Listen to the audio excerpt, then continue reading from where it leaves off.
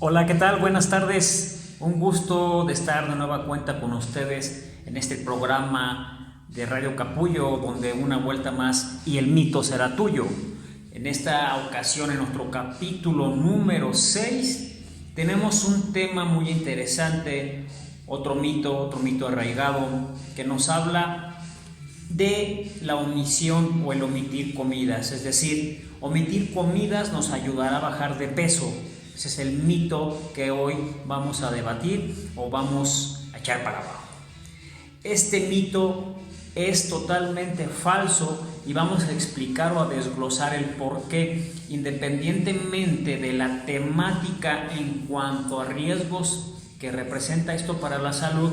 No me voy a meter mucho a términos de padecimientos o términos médicos para que esto sea lo más fácil de entender. Voy a tocar nada más dos puntos que creo son bastante interesantes para comprender el por qué este mito es falso.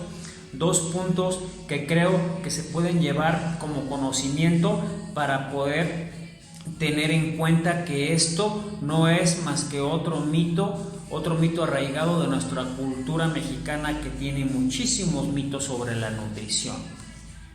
Antes de comenzar a desglosar esta mentira o a tumbar este mito, quiero que pensemos en los siguientes términos de energía para ir un poco más allá y poder ir entendiendo poco a poco la temática que vamos a presentar. En términos de energía, podemos hablar de lo que es el gasto de energía total. El gasto de energía total es ese gasto que va a requerir mi cuerpo durante las 24 horas, que incluye el gasto o el índice metabólico basal o en reposo. Indica también lo que es el efecto térmico de los alimentos, así como la actividad física y otros factores más. Todo esto nos va a determinar lo que es nuestro gasto total de energía. ¿Ok? Ahora, nosotros pensaremos, o muchos de ustedes pensarán, pero ¿cómo se determina?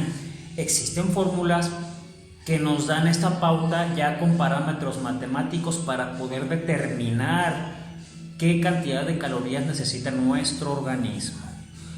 Nos vamos un poco a la historia. Vámonos al siglo XIX, a principios del siglo XIX. Una de las fórmulas que más se usan hoy, que es la de Harris-Benedict, es una fórmula que ya el día de hoy tiene ya una numeración, es decir, factores numéricos o matemáticos que nos indican el total de las calorías consumidas o que debe de consumir una persona. ¿Qué es lo que pasó o qué se hizo en esos años? En esos años se hizo un estudio con un conjunto de pacientes, un conjunto de personas que fueron sometidas a un método que es la calorimetría. Cabe recalcar que hay dos tipos de calorimetrías, la directa y la indirecta. La calorimetría directa nos va a medir esa energía gastada en forma de calor, pero no nos va a indicar en realidad lo que vendría siendo el combustible oxidado o utilizado. Es una de las desventajas. La calorimetría directa también podemos citar otra desventaja, es que se necesita de una estructura, vamos a llamarle de algún cuarto grande o alguna sala, donde podamos obtener esa medición de esa energía en forma de calor, y necesitamos un espacio precisamente grande para que la persona tenga una actividad moderada y se pueda determinar esta medida.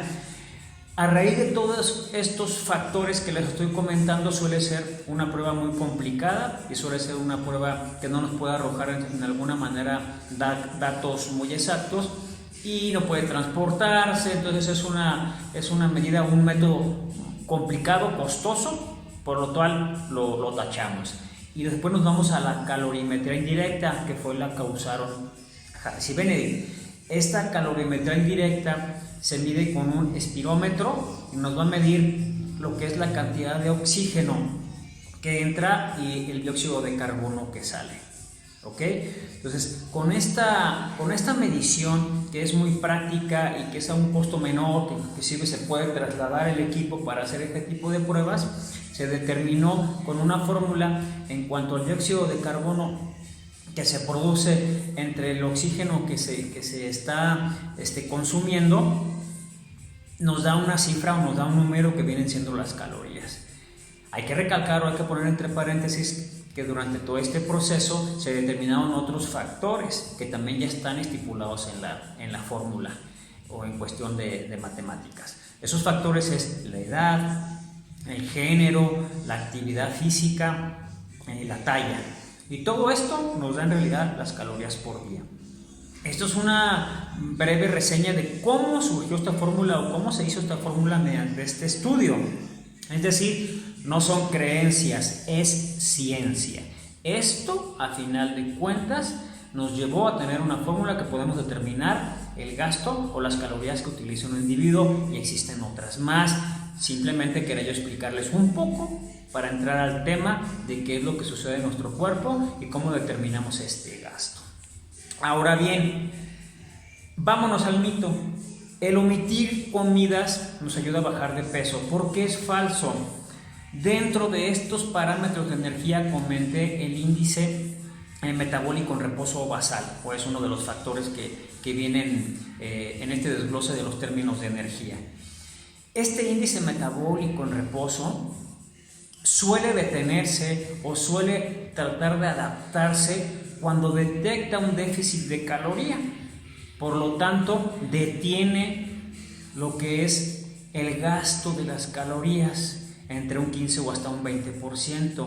Lo detiene porque está detectando, vamos a llamarle como un mecanismo de defensa, que no estamos ingresando esas calorías, no estamos teniendo el combustible adecuado y por lo tanto voy a protegerme guardando o gastando el mínimo de calorías para poder subsistir. Por lo tanto, no bajamos de peso, nos estancamos e incluso en muchas ocasiones subimos de peso. Muchas veces sucede que el paciente viene con nosotros y nos indica, o al hacer la historia clínica nos damos cuenta que efectivamente a lo mejor no desayuna, come muy poco, pero ya cena mucho.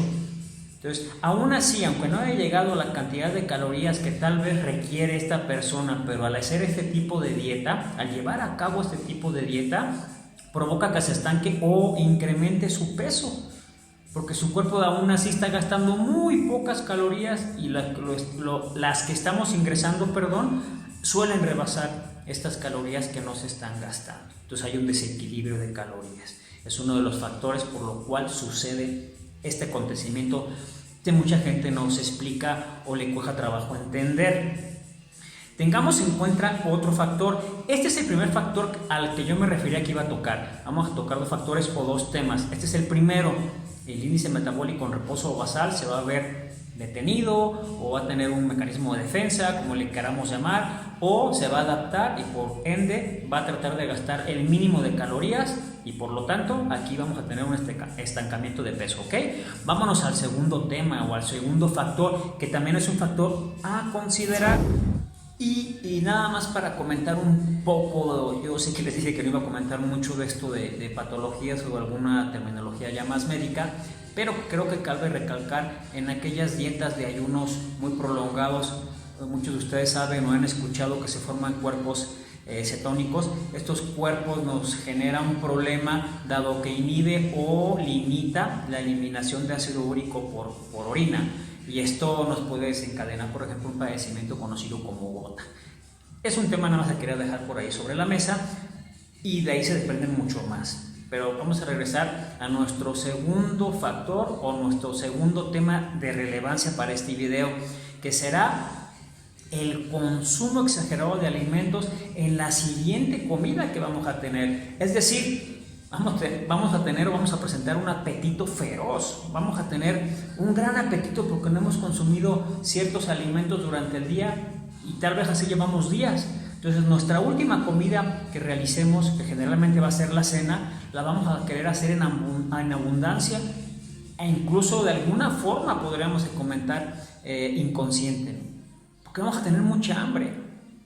Entonces esos alimentos vamos a ingerirlos de una forma abundante y esto nos va a provocar un desorden. Volvemos al tema del problema del índice metabólico en reposo, que se va a ver estancado al detectar este tipo de anomalías. Y el otro factor es que si generalmente lo hacemos ya en la tarde o noche, prácticamente nuestro día terminó, ya ni siquiera nos da la opción de hacer ejercicio, o muchos no les gusta hacer el ejercicio adecuado.